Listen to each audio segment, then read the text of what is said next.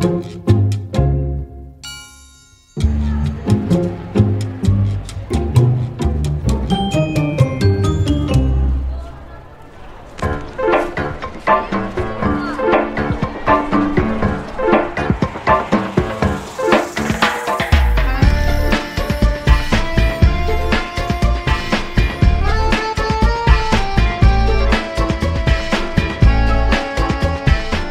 pave the way for growth, we needed to speak to a broader and aspirational base of clients, which probably with jewelry would come much later.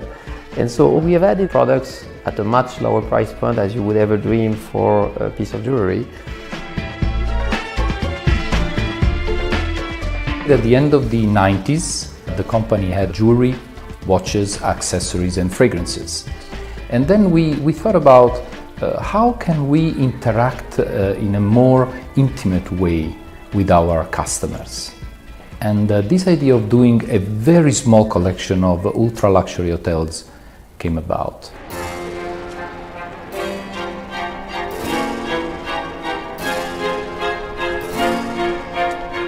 I was in a taxi and an artist who's a friend of mine gave me a call and said, "You have to see this place." So I turned the taxi around and it was love at first sight.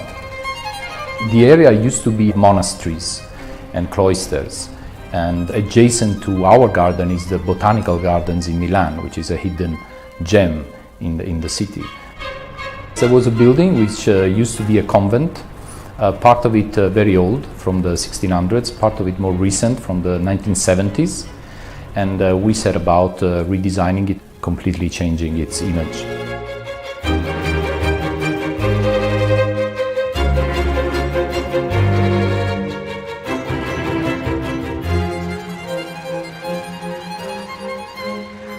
In London, we have a 25 meters pool that you would never expect from an hotel that small. So in that way, you create, a sequence of unexpected experience, which eventually will create a unique emotional memory when you get out of it.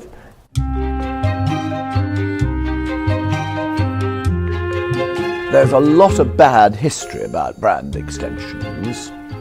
If you overextend your brand, you spread it thin, you go into areas where you're less credible. At the end, if you overdo it, your brand is devalued. I think the brands which are most careful have the longest future.